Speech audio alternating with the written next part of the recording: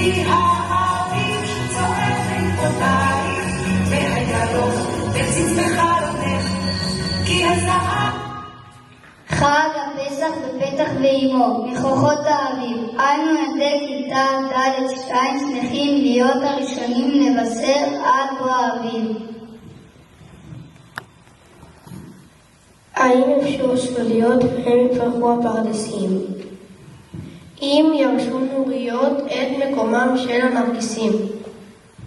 זה סימן שהאביב כבר מטייל על כבישים.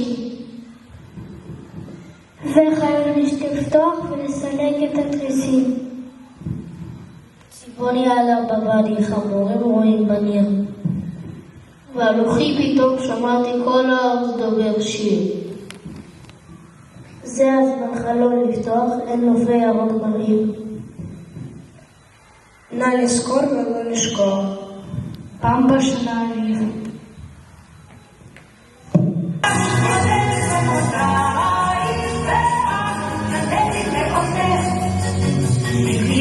היום קצת יין אדום, הושיטי ידך בקלילות, ואני ברחוב, ואם כמה טוב, תשמוע שפיקות תתפעל, כי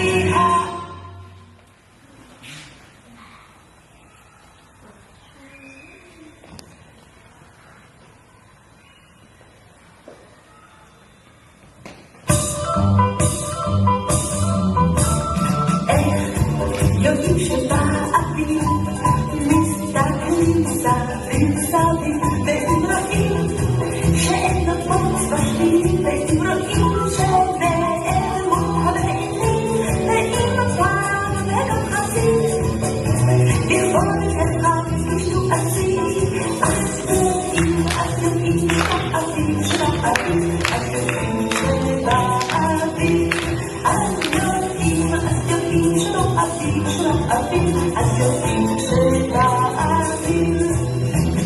איך יודעים שבאביב מסתכלים סביב סביב, ואם רואים המון ידיים חרוצות נושאות סלים, ויודעים אם יין ומצות ואם שי שמחה רבת, אביב הגיע בשפה. אז יודעים שבאביב, שבאביב, אז יודעים שבאביב, אז יודעים, אז יודעים שבאביב, שבאביב, אז יודעים שבאביב.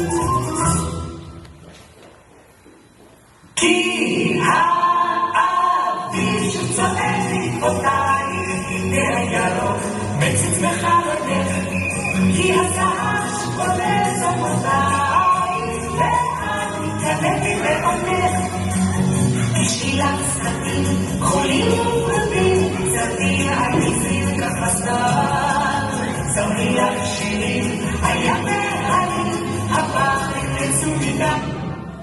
חודש ניסן אינו מסמל רק את האביב, אלא מתאר את אחד המאורעות החשובים בתולדות עמנו.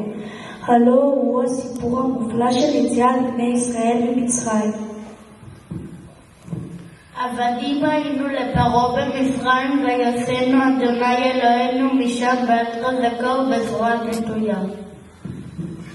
ואילו לא הוציא הקדוש ברוך הוא את אבותינו ממצרים, הרי אנו ובנינו משועבדים היינו לפרעה במצרים. מאז יציאת מצרים אנו נוהגים לקיים את מצוות ליל הסדר. כל המשפחה מגיעה ואנו מכינים ארוחה חגיגית עם שלל מטעמים. ואף מרבים בהגדת יציאת מצרים שנאמר, וכל המרבה לספר ביציאת מצרים, הרי זה משובח.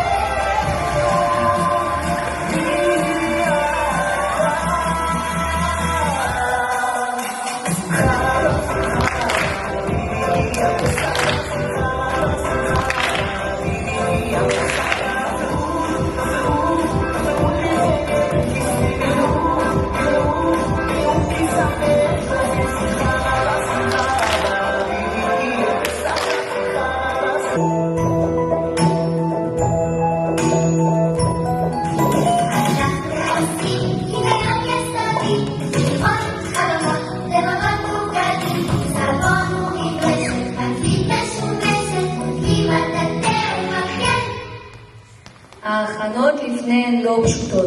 כשחזרתי הביתה ראיתי את הבית נקי ומצוחצח, והריח ניחוחות של החג. וואי, אמא, איזה נקי פה? ברור, הרי אני מנקה פה בלי הפסקה. למה את מנקה כל כך הרבה? יום, כי ילודה לפסח. פסח תעבור, אבל צריך לנקות את הבית מחמץ. קדימה, תן יד לעזרה. אוף, אמא, כל פינה את מזיזה.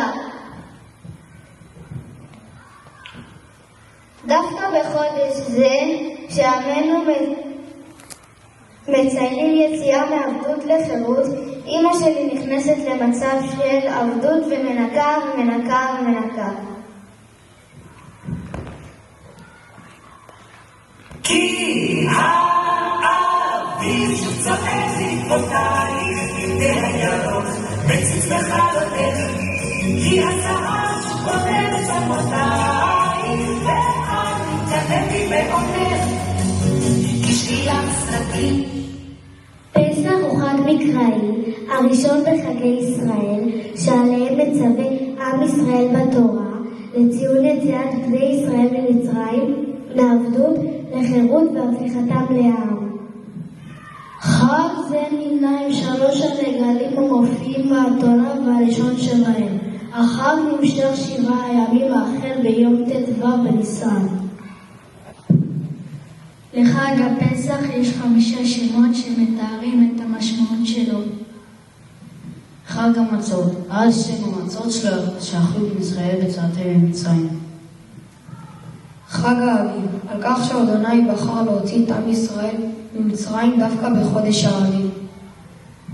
חג הפסח, על שם הנס שקרה במהלך נס מכת בכורות בליל יציאת מצרים, ובו השם פסח על ביתי ישראל ורק את בכורי מצרים. חג החירות, שם נוסף אותו אנו מזכירים בתפילות החג. הוא נקרא כך על שם שבני ישראל יצאו מעבדות לחירות והיו לבני חורים. חג הגאולה, על שם שהגענו במצרים.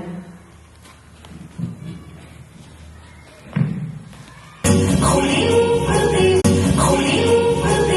צרדים על נזיר כחסד, צמריח שירים על ימי הרים, הפחים יצאו מדעתם, כי האביב צועק לכבודייך, והירוק מציץ בחלונך, כי חג לאומי זה מבטא את מאבקו של העם לעצמאות. עם שהיה שרוי בעבדות במשך מאות שנים, זכה בסופו של דבר להשתחרר מעול של זרים. ובכך העביר את המסר לעולם כולו, זכותו של כל אדם וכל עם לחיות כבן חורין.